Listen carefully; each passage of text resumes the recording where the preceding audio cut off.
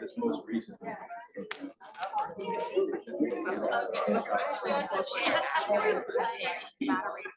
Oh, hi. Oh, good.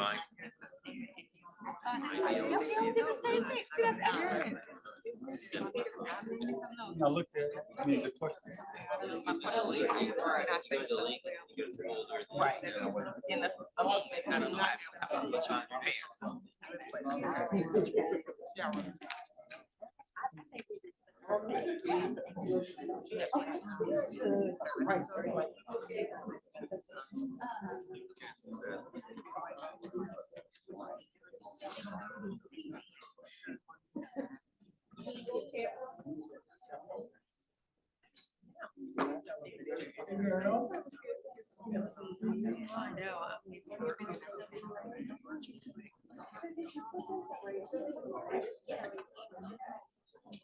I'm gonna go too.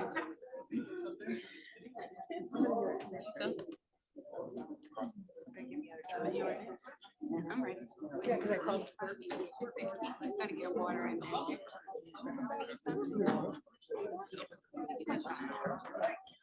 Anxiety is at like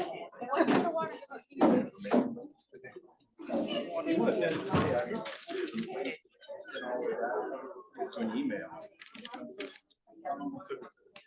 she went to get.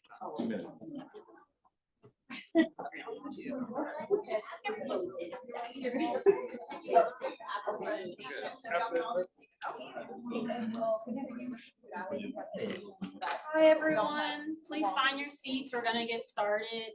I promise y'all can have some added questions afterwards.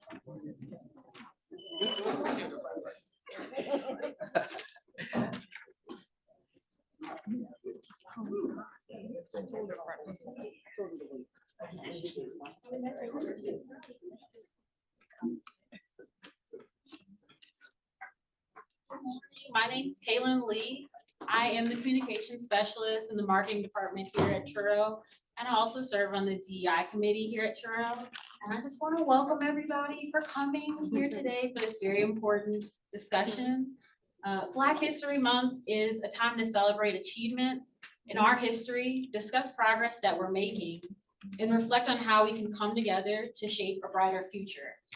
Today, joined by several of our leaders here at Touro, we'll discuss how they navigate systematic racism in their leadership roles, strategies that they use to advocate for diversity and inclusion, personal experiences with microaggressions, and the challenges of being a Black leader in this field, and how they mentor and uplift other Black professionals, focusing on their leadership experiences and the broader societal issues that they face as Black leaders today.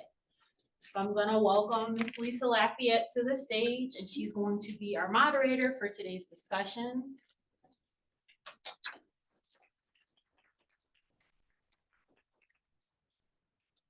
Good morning. Good morning. I am Lisa Lafayette, Director of Pulmonary Services, and I will be moderating today. We are going to let our panelists introduce themselves, starting with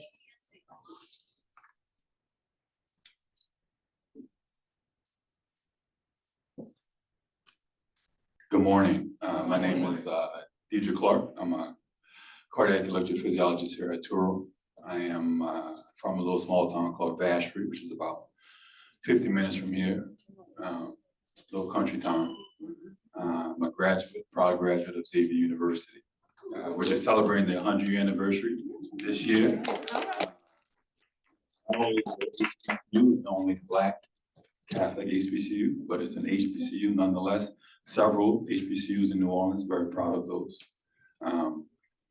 Did all my training at LSU, med school, cardiology, and then electrophysiology. And I started here at Touro in 21. We're blessed to be part of this panelist with such esteemed people. And I look forward to sharing this space with y'all. Thank you. Good morning, everyone. I am Dr. Kwana Baptiste. I am the Chief Nursing Officer here at Touro. I am from Metairie in Kenner, Louisiana, where I grew up. I started my nursing career as a nursing assistant and then became an LPN and then an RN, ADN, BSN, MSN, DNP. Most recently attended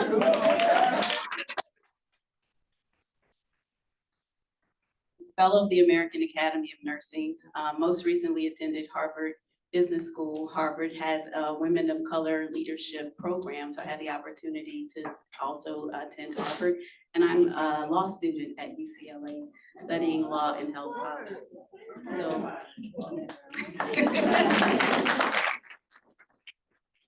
very excited to be here talking about a topic that's near and dear and something that I'm actively working in. So thank you for having me. Good morning, everyone. I'm Dr. Candace Robinson, and I'm the Chief Medical Officer here at Touro. I'm also an emergency medicine physician. I've practiced for over 15 years. I've been here at Touro just for 7 months, but I've enjoyed my time here. I was a CMO at New Orleans East Hospital prior to coming here. I'm also born and raised in New Orleans, Louisiana. I grew up in New Orleans East. Hence my tenure at New Orleans East Hospital, because it was important for me to give back to the community in which I grew up. So I started there when the hospital first opened in 2014. I went to Ben Franklin for high school because, you know, here in New Orleans, we all talk about what high school means. I went to Benjamin Franklin for high school, and I also went to Xavier University of Louisiana for college. To Tulane for medical school, and then I went to LSU for my residency. And I'm happy and excited to be here and be a part of this program today. Thank you for the invitation to participate today. Good morning. My name is Chiquita Lee. I've been here at Touro for 11 years. Started first opened New Orleans East Hospital and then moved to Touro. And I didn't take the traditional route, so I'll give you guys the other way. I was a nursing assistant for 8 years, then went to Delgado and graduated in respiratory school. And so I did respiratory for 3 years. After Hurricane Katrina, I moved to Dallas for 5 years, and that charity experience was amazing. So my skills were far beyond those. And I moved into management there. Coming back home, then I opened New Orleans East Hospital and moved here to Touro. And this means a lot to me because I like to let people know, sometimes if you don't take the traditional route, you still have an avenue to advancing, you know, yourself. So again, starting in Delgado, as having an associate degree, and then continued on online and got my bachelor's degree and master's degree in healthcare administration, and have been able to move up to be the senior director of operations and support services at Touro. So you know, hard work, perseverance, you can do it. You can move from a CNA, as we all have shown, and advance in your career. So don't feel like if you're there, you're not gonna ever move up or advance in things, because you can.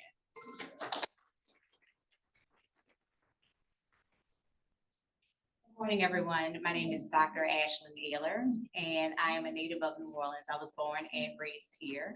I only left New Orleans for a brief second to go to an HBCU, Tuskegee University, which is in Tuskegee, Alabama. After I graduated from Tuskegee, I came here to Touro because I knew that I wanted Touro to be my nursing home. And I started working here in Touro in 2006 as a RN staff nurse on T7. From that time in 2008, I went to Loyola University and obtained my master's in healthcare systems management. And then time passed and I went to William Carey University and obtained my doctorate in nursing administration and nursing education. Successfully defended my dissertation in July of 2024, degree conferred, degree in hand at home, but I will be walking across the stage in May of 2025 for my family. So, thankful for the opportunity, and I'm going to pass the mic back to Lisa. Well, as you all can see, it is a very educated, equipped, and a picture of Black excellence. So with that being said, we're gonna get our program started with our first question being, why is Black History Month important to you personally and professionally? And we'll do something informal and just let y'all start wherever you want to start.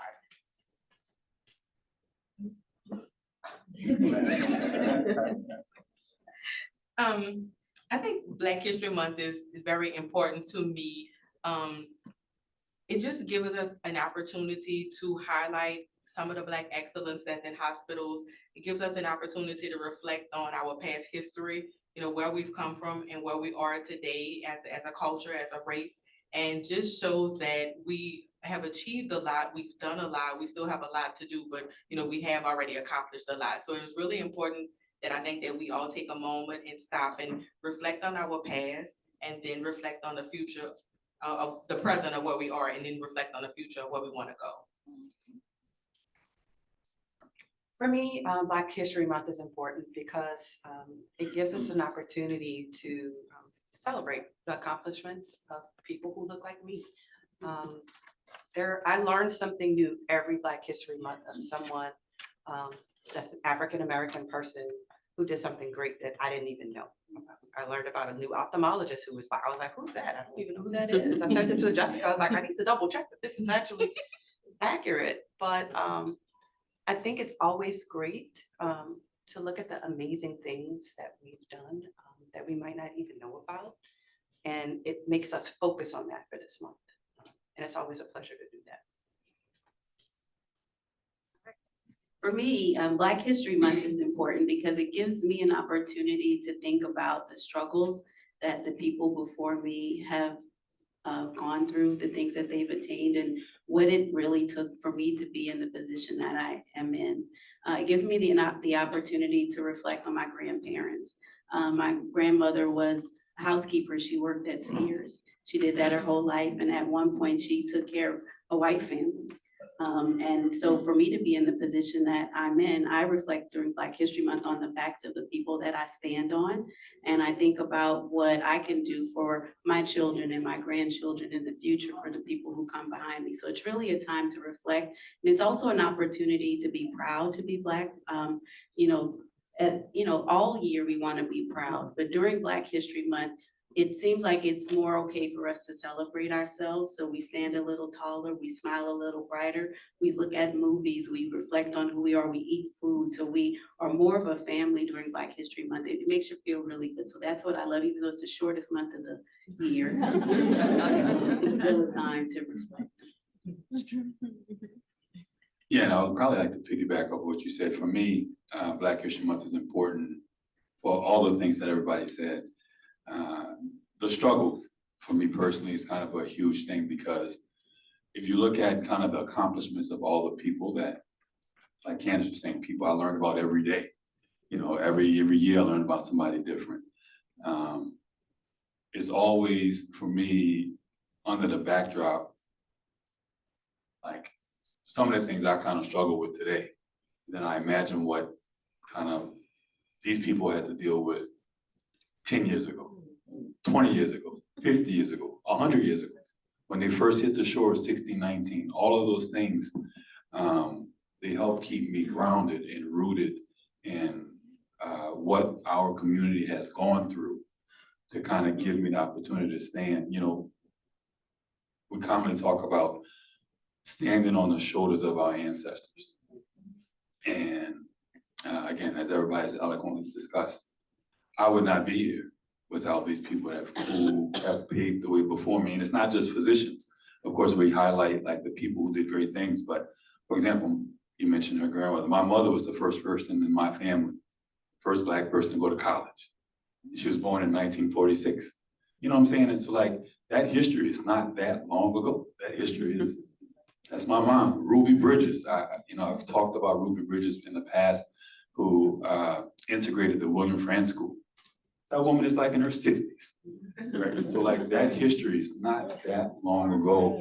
And so when we have the beauty of Black History Month, which, you know, is kind of a yin and a yang, because although we celebrate it for this 1 month, it's American history, like it's all of our history, you know, and, but at least for this 1 month, what our community as a Black community has accomplished is brought to the forefront. What we have gone through, where we are, and as was stated, where we're trying to go, and the possibilities of where we can go in the future.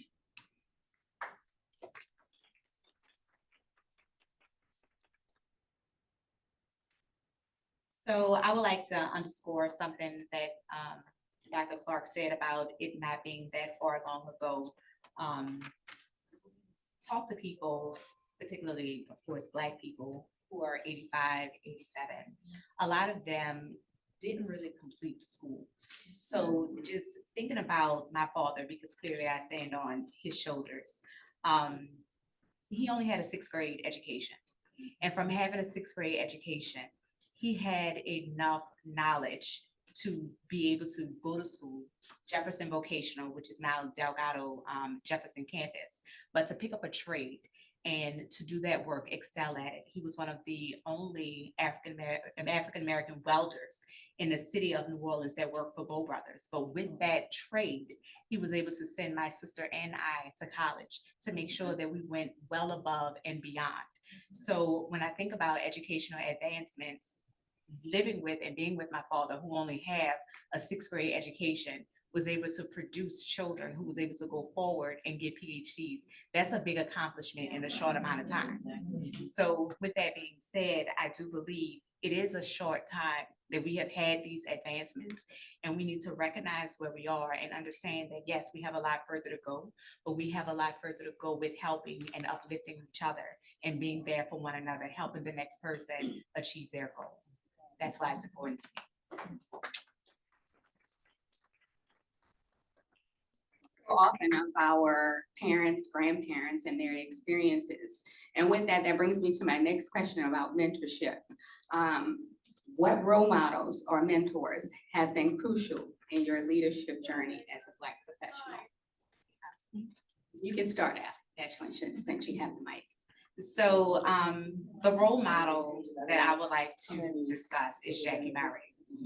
Very, very near and dear to my heart. In my educational career or in my lifetime, I didn't have nurses. I didn't know what nurses were or what they did. But the moment that I came to Touro, Jackie Barry was my educator. She was an educator at that time. So I believe in life, your parents take you so far, but it's that next leader, that next African-American leader who's gonna pull you even further. So I believe that when Jackie and I met, she saw something in me that I didn't even know that I had in me. And she was able to pull that forward and pull those talents out and show me that I could be so much bigger than what I was when I walked in the door, and mentor me on that process. And here I am. I'd have to say it's two role models that really impacted my career. One was when I was a nursing assistant. I had a nurse manager. I was on a skilled unit, and I was going to school, and I was saying it was tough, and I wanted to go full time as a nursing assistant because I was just gonna work my hours and make money. And she kept saying, no, you know, you need to go to school. You need to finish school. You're young. You have a good education. You can have a good brain in front and ahead of you. You have a good knowledge of things, and so you need to go to school. And every time I see her now, we pass and we meet up on jobs. When I used to be PRing all over, I would tell her how much she inspired me and how much time she took with me, because believe it or not, I was the bad nursing assistant. I didn't want to be pulled. I wasn't going in your area. I wasn't going to take blood pressures when I wanted to. Yeah, I was that nursing assistant. And so she really sat me down and took a lot of time and patience and talking to me and helping me just to grow up in my career. And then once I got to Texas, I had another director of respiratory at this time who saw leadership skills in me and allowed me to go to management school with the Methodist health system. And actually encouraged me to learn how to run like the blood gas lab, and just to give me the knowledge and just send me to school for Excel and just all kinds of management things that you would need. And that person saw in me what I didn't see in me, and just helps me to move on and to understand just processes and procedures. So his name was Marcus Jackson, and the nurse, her name was Sharon Carey. So those two people really helped mold my career and my future in healthcare. I also have several people that I consider role models growing up. First one was a Black female anesthesiologist, Cheryl Sutton Smith. She worked here actually. I think she worked at Task because I can remember coming to Task one time with her because she let me come shadow her one time. I was in college, and that was my first experience working with a Black female physician who was kind of running the show in there, you know, because anesthesiology, you know, they're the ones making sure that everyone's staying okay throughout their procedure, and she was making sure that everything was stable. And that was my first experience with witnessing that as a Black female. The second person, probably the most important mentor that I've had is Dr. Takesha Davis, who's the CEO of New Orleans East Hospital. When I started at New Orleans East Hospital, I was just a PRN ER physician. That's it. And somehow I got hoodwinked into being the medical director there. Don't know how that happened. And I did that for several years. And when she asked me to be the chief medical officer there, I didn't know what that was. Like, I didn't even know what the CMO did, which is sad to say that I didn't even know what the CMO did at first.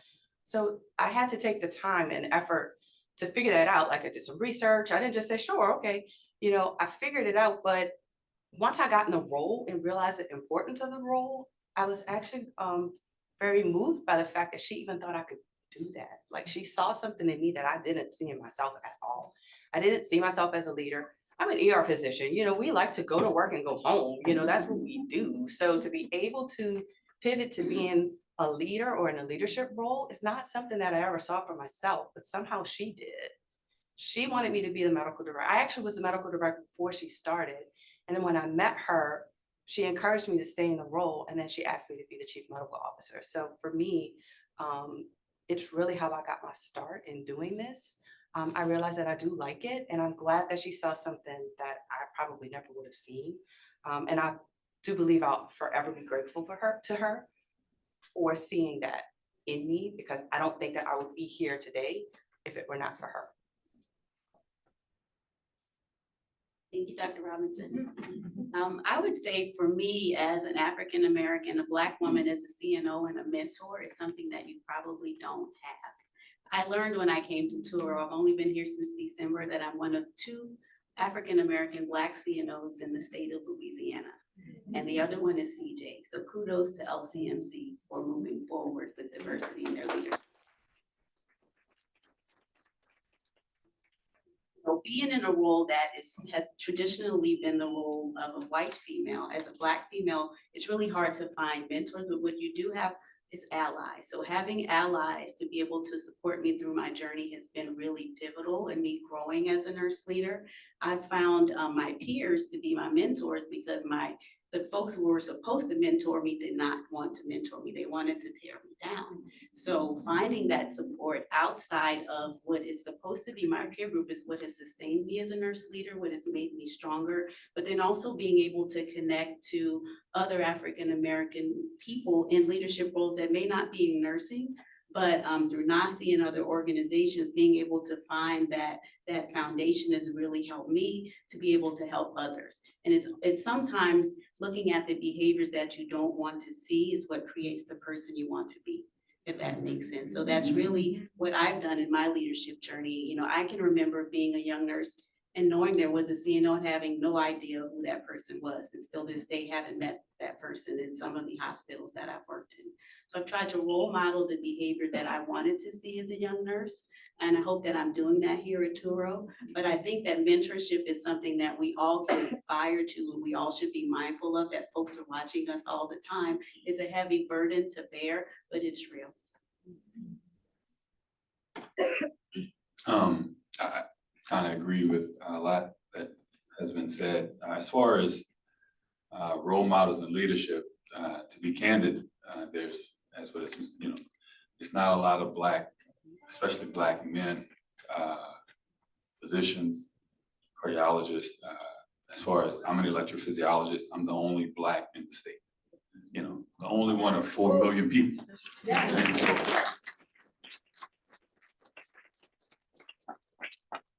which I appreciate the applause, but there's always another side. And the other side is like, there's 4 million people in the state. I'm not special, you know what I'm saying? Like, I'm special, but like what does that illuminate? What does that speak about so many things?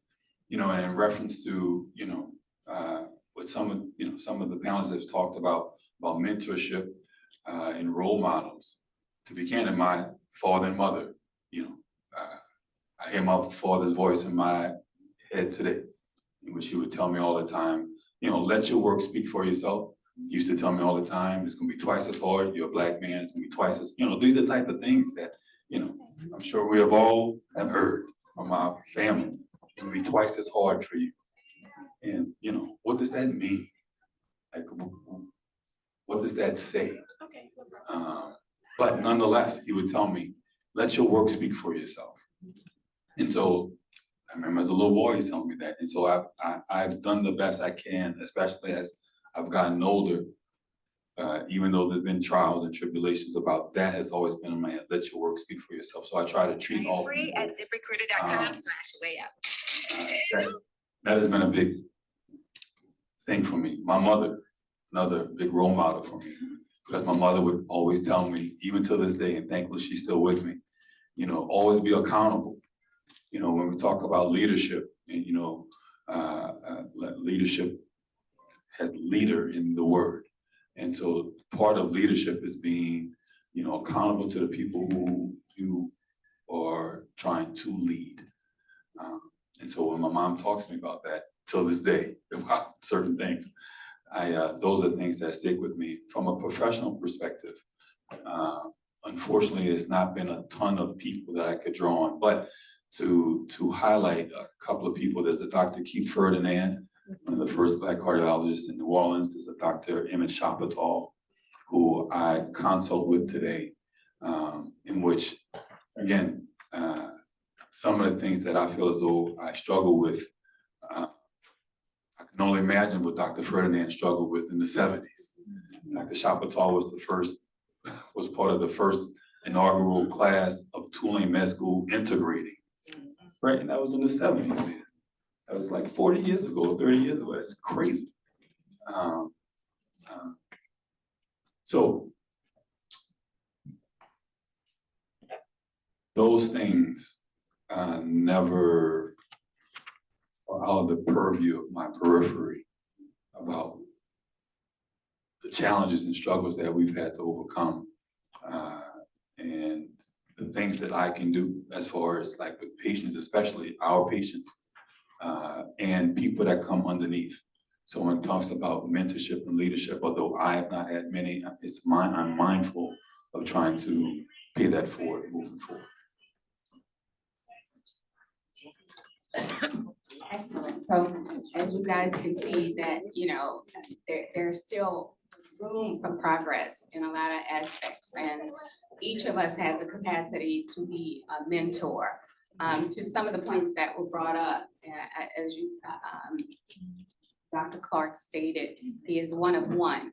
In the state of Louisiana, 31% of the population is Black, but only 8%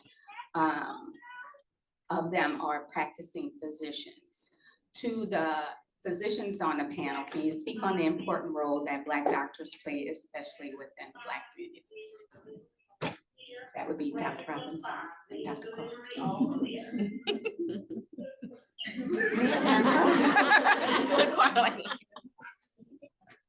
I'll go first. So I should also mention that I do believe I'm the Black CMO, female CMO as well. There's an interim at New Orleans. So we have a lot of one and onlys sitting up here right now. That's true. Unfortunate, I should say. We all know that the Black population, they just seem to do better when they're treated by Black physicians. I mean, we've done studies, like we all know that it's extremely important for and better outcomes for the Black population to be treated by Black doctors. So it's really one of those things that doing things like this and making awareness to those who don't know that you can actually do this is important. I go to Xavier every year because I want them to see that there are people who look like them doing this role.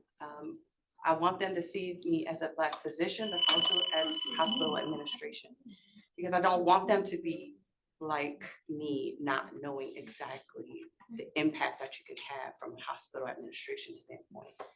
Being in hospital administration means that you get to partake and have a seat at the table, making sure that we are doing everything possible to make sure we're taking care of our patients, no matter what they look like, and putting the emphasis on those who do have complicated medical histories and making sure that we provide whatever care that they need. You know, everybody knows our maternal mortality rate is higher here. I mean, we don't have the typical, you know, no medical problems. I'm 20 years old, about to have a baby. You know, ours are more complicated. They're more complex. They have high blood pressure.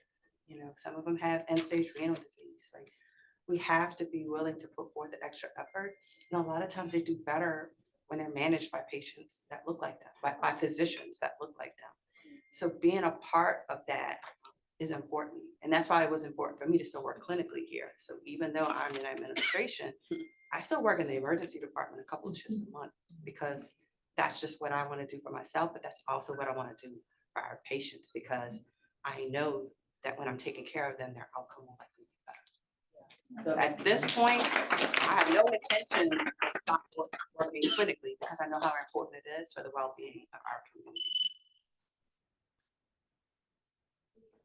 Yeah, and to piggyback, I mean, you're exactly right. Like, there's so many studies that have demonstrated that Black patients treated by Black physicians do better. It probably feeds into the next point that you're going to talk about a little bit. And it's not something that necessarily is even germane to maybe even the Black community. You can make the argument that somebody of Vietnamese descent who sees a Vietnamese physician will do better, because there are certain things that get lost in, you know, and I don't want to get too far down this, but like there is now a push that talks about how diversity is kind of a bad thing, but diversity is a beautiful thing. Diversity is a beautiful thing. There's beauty in that. In people who come from a certain culture can speak to that culture. I mean, there's nothing wrong with that. You know, and that doesn't mean to say that I can't treat somebody who's of Vietnamese descent or vice versa. But you know, we grew up playing spades and bones and dominoes and ball and crawfish, just like people from the South can talk about these things. Like, there are certain cultural things from being from the South, and obviously there's certain cultural things of being African American, just like any other culture. And so having the capacity to be able to reach our people, recognizing that I may have the ability to unlock a certain question, or unlock or give a person the ability to be vulnerable, to share something. You know, so much in medicine is about establishing a relationship between the patient and the physician. Like, that's a key fundamental thing. Can I be honest with this doctor without this person judging me, or or being dismissive, or walking out in 5 minutes, or questioning my finances if I can't afford medicine. I don't want to share that. You know, there's so much that is littered in healthcare specifically, that is rooted in the capacity to be honest, right? And so recognizing that not only that if there's again, especially in the South, New Orleans, Vassar is no different, where there's a large Black population in which, there is kindred ability, cultural, that we can speak to each other in a certain way. And that has a positive impact on them. Like you, similarly, when I came here, it was vitally important that there was no cap on Medicaid and those kind of things, because I want to be able to see all my people irrespective of their insurance and those kind of things, because I know that that makes a huge difference. So then to your point, with some people, a lot of times when you don't see yourself in these spaces, it's hard for you to seek help. So with minority patients who are oftentimes ignored when they present different places, how do you advocate or help to advocate for patients who may be hesitant to seek medical care because they fear of not being believed or not being treated adequately? I'll just go real quickly. I think the first thing you can do for any person, any human being wants to be seen. Black, white, man, woman, you want to be seen. I see you as a person, right? And so what I attempt to do, what is at the forefront of my mind, is that our community oftentimes, in our story, our truth, which is not, these are facts, are oftentimes ignored, belittled, not appreciated. So my approach is always to try to reach a person where they are. I think sometimes, as physicians, we speak to a patient from the standpoint that I want them to come to me. I want you to take this medicine. You need this procedure. You need X, without trying to engage the person to see where they are. There's so many things that goes into a medical decision. Family, taking off work, a mama to take care of, a sick child at home. I can't miss work. I got a mortgage. I'm a truck driver. There's so many things that I think sometimes, especially if in our community, since we saw it with our own families, our mothers, grandmothers, these kind of things, that we are aware of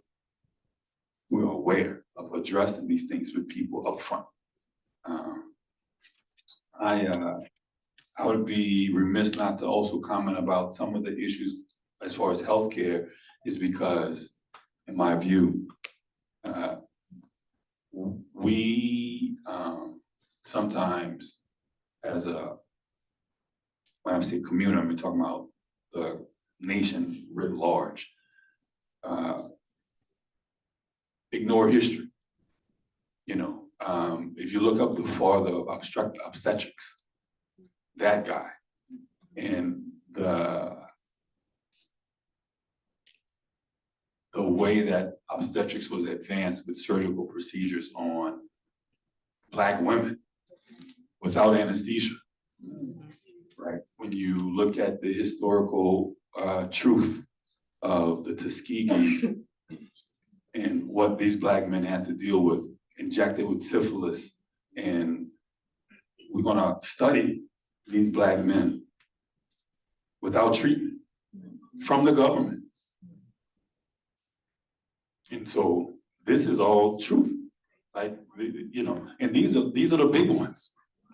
How many that we don't know about that are in families, right? And so when some, maybe most, perhaps, people from our community are reticent or skeptical, I think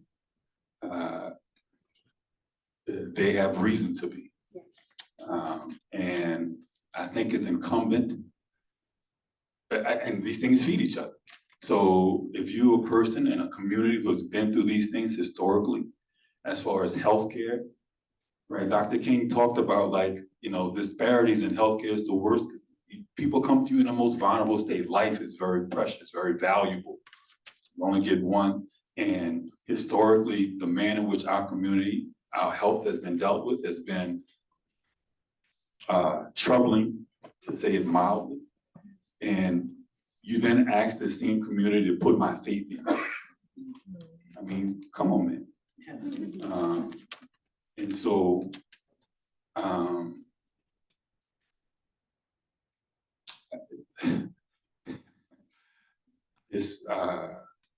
it's a blessing to have all these esteemed people on this panel.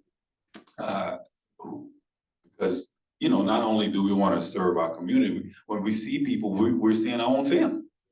You know, I see my uncle, I see my cousin, like, even though I don't know these cats, I know these, you know, I know them, because these are my people.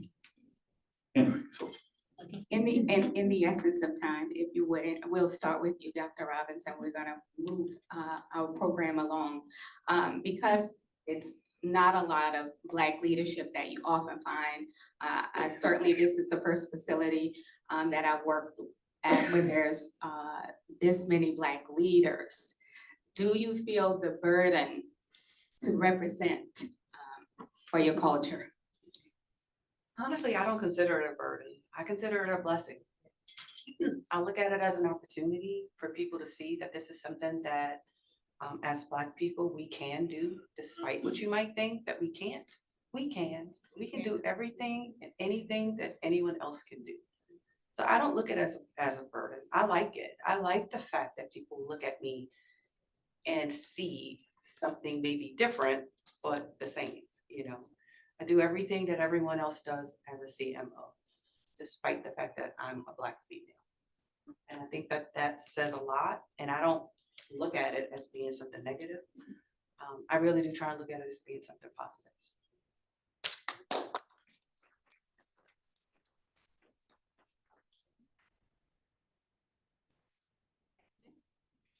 Anybody else want to speak to that? Yeah, I think no matter how you look at it, and even if you don't want to feel that burden, you feel that burden. It's kind of something that's it's just stereotyped, it's just placed on you. It's almost if you watch the news, if you see something happen, and if it may be an African American person, you feel that weight of that person that did it. And so I think the answer to the question would be yes, you feel the burden, but again, like she said, I think it's a welcome burden for me because it allows you to represent, and representation matters. When people see something, it lets them know that it's achievable. And so I think a lot of times when you don't see it, it's almost as if it's a wish or it's a dream.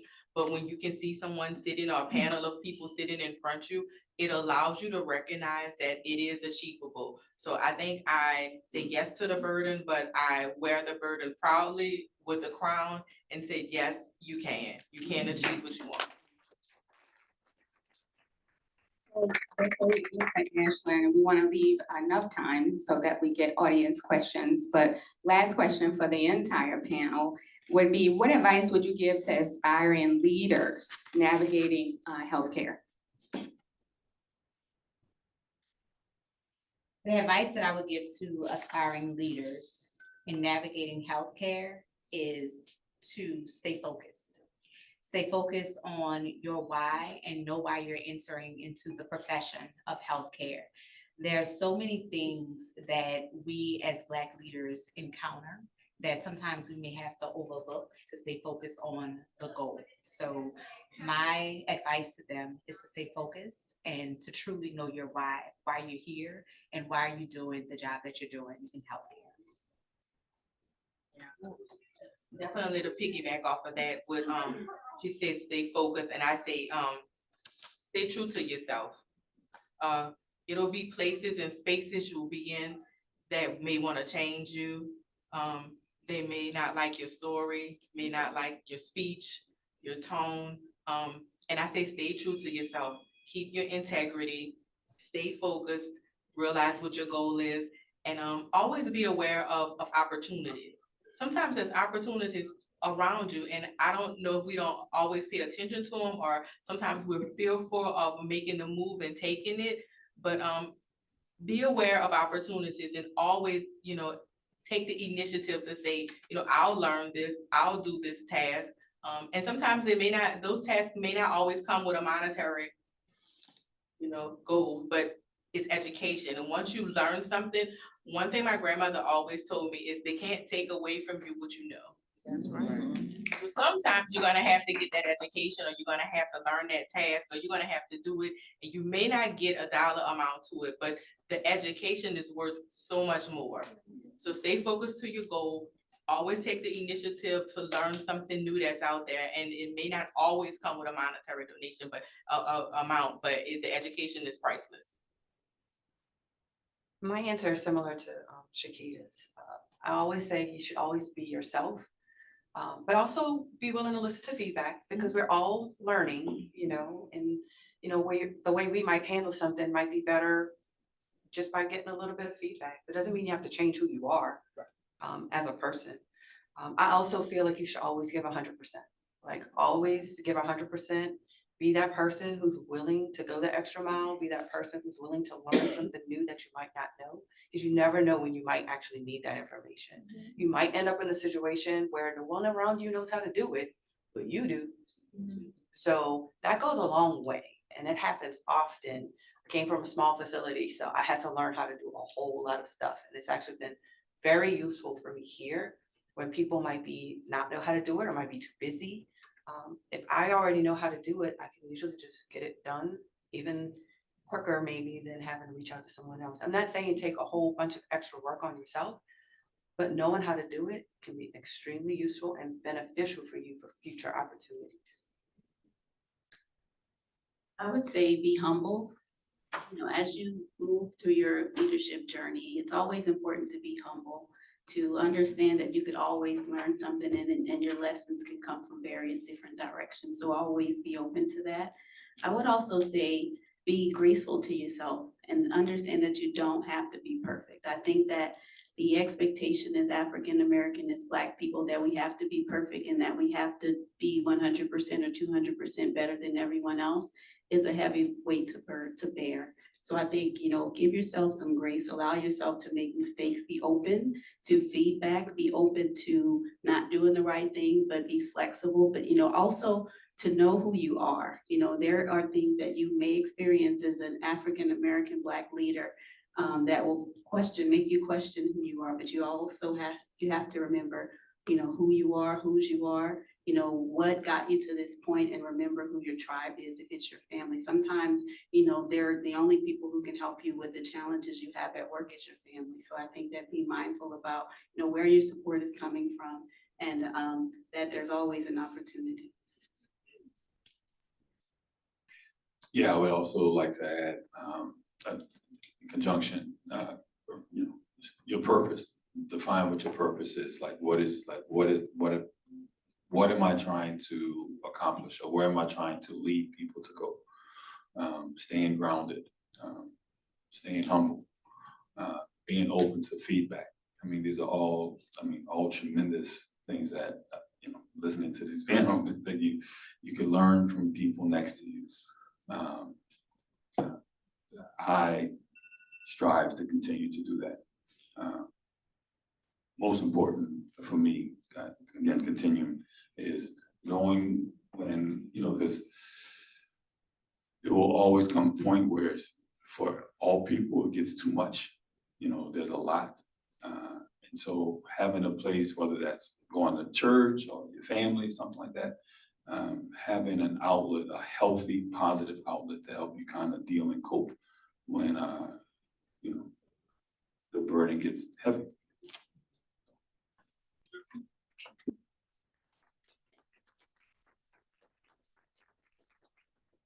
We have time for a few audience questions. Are there any questions from the audience? We have one in the back.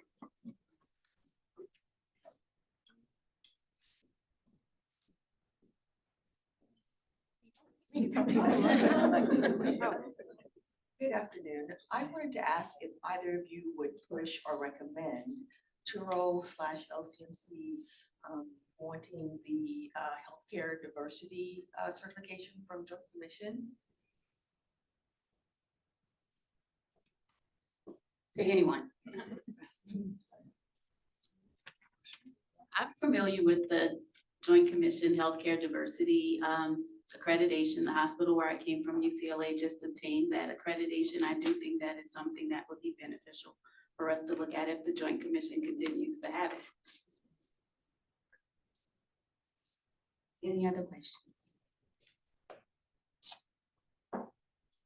Hi, everyone. My name is Kelly. I'm newly employed here to Touro.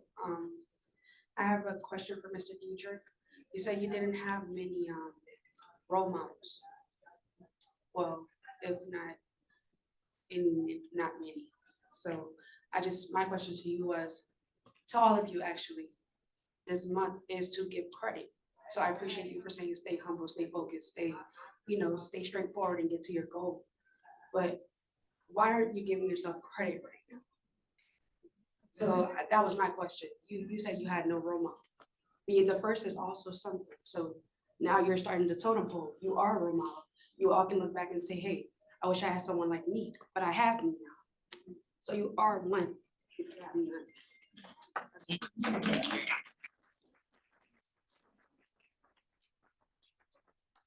So thank you for sharing that. Maybe I wasn't totally clear. I didn't have a ton of role models in medicine. Maybe I should have been clearer. There was not a ton of Black male physicians in Vacherie. And so my role models was my family. My grandfather used to work at Avondale. I don't know if people know what Avondale was, a ship. So my grandfather, who was employed at Avondale, Black men there couldn't weld, like Ashlyn's father was a welder. They couldn't weld. The only thing they could do was sweep and clean up pool. That was their jobs, right? And so, although I didn't have physicians and those kind of things, it was never lost on me that, what my grandfather did, supporting the family. I gave my mother the opportunity to go to Southern. And what my mother and father did gave me the opportunity. So although I didn't have a ton of people in medicine as role models, man, my family, and I give them a million credit. That being said though, I appreciate you illuminating and highlighting that now I have the opportunity to pay it forward for people. So I appreciate that comment. My pleasure. Behind you. One more. Behind you.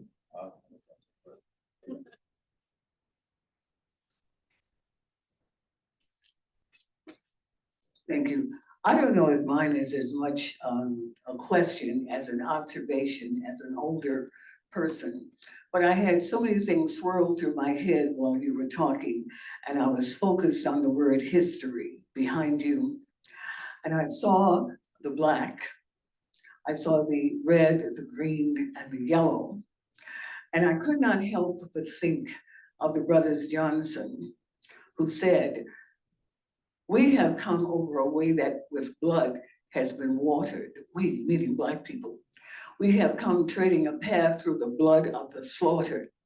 Still now we stand at last where the bright star of our bright gleam is cast. Now, I have to be honest with you.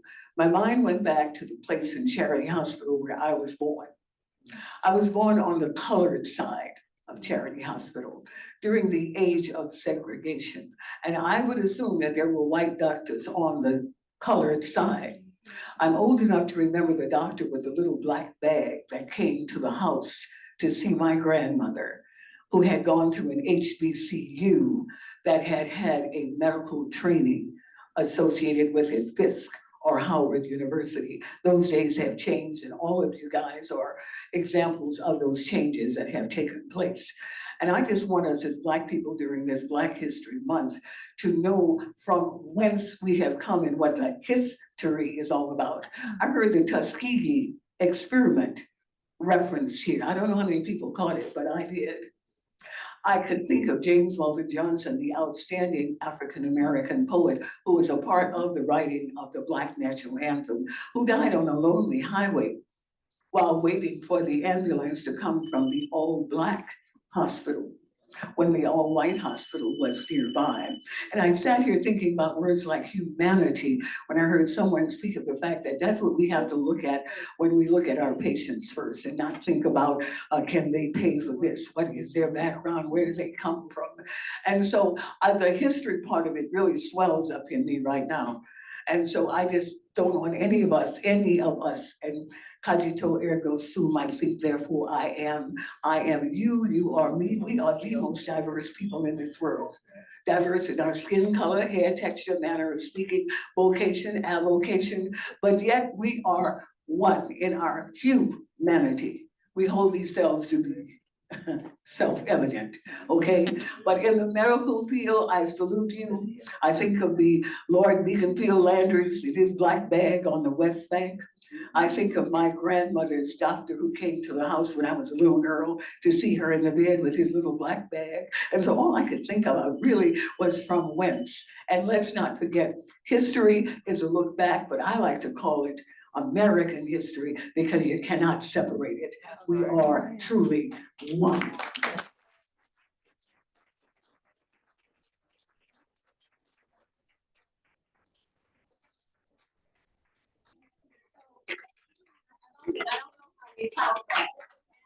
Want to highlight that young lady is from the first African-American sorority, which is my own.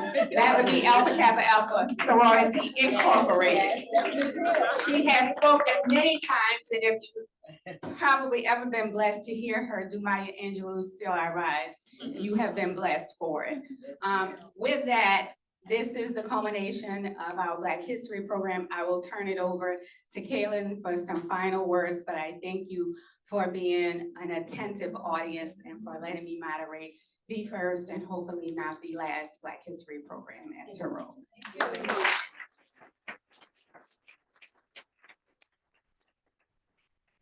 afternoon, everyone. I want to first thank all of our panelists here that joined us for a very inspirational discussion.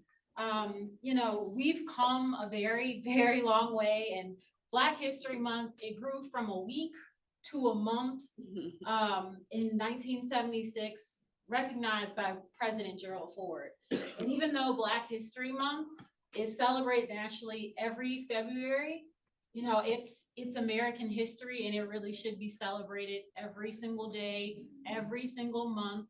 But this is the month that we take time to celebrate the past and celebrate ourselves for how far we have come. So every single person here in this room, no matter the position you hold in your department or in your family or in your personal spaces, you've come very far.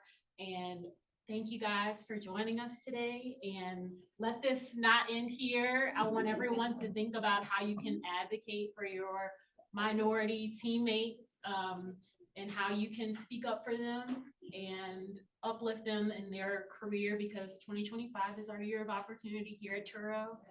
And thank you guys for coming.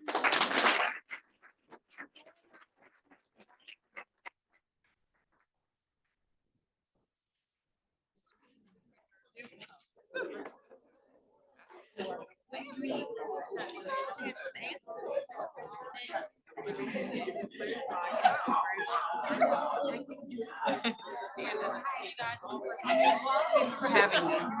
It's really good. Thank you.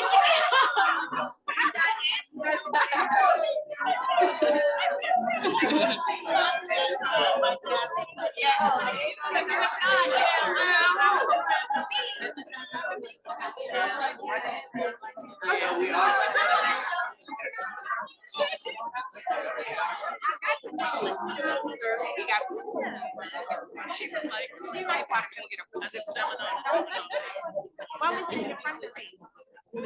Stand in front of behind. Yep. Name, please. Okay, Ashley. What's your name? Nice to meet you. Thank you for asking. That's my director. Thank you. Who's gonna back up? Are we centered? Mr. Corsi.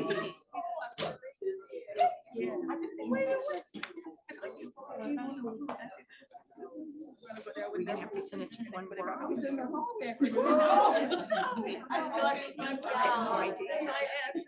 Yeah, go get you.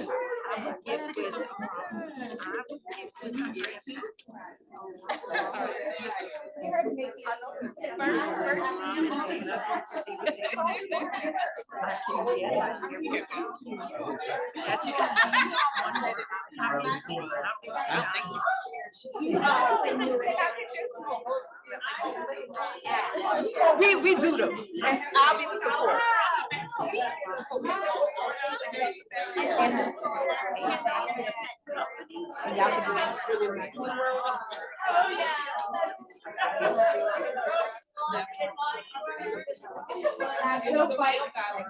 I want Lisa to see it. Lisa, did you got a picture? No, I didn't see y'all picture. We'll send it to you. It was very nice. It's so white. I'm gonna give them my hold on. She's right here. Yeah, Tara photo theater. It's African.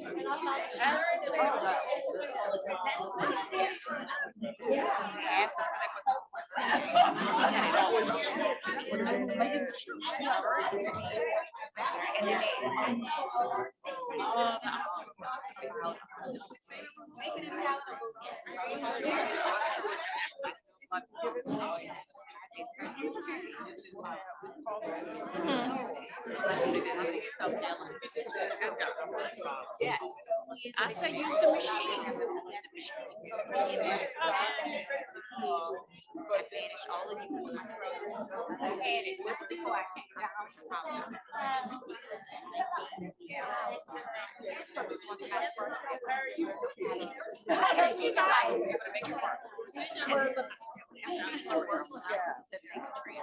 What else do I do? You give me.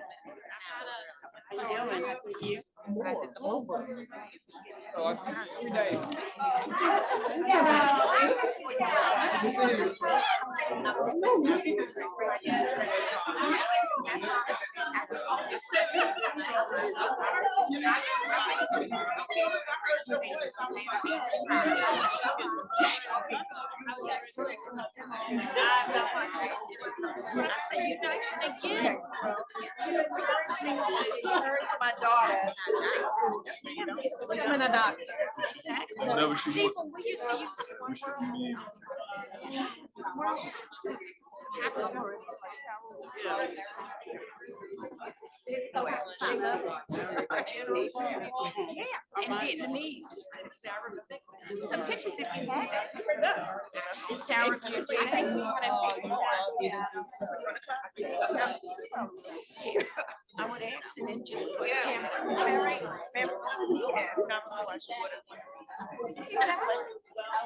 I would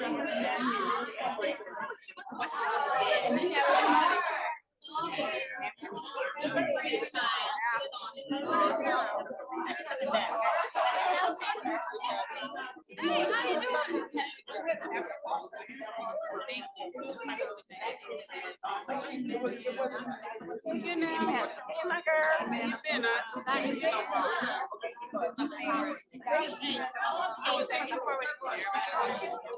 Thank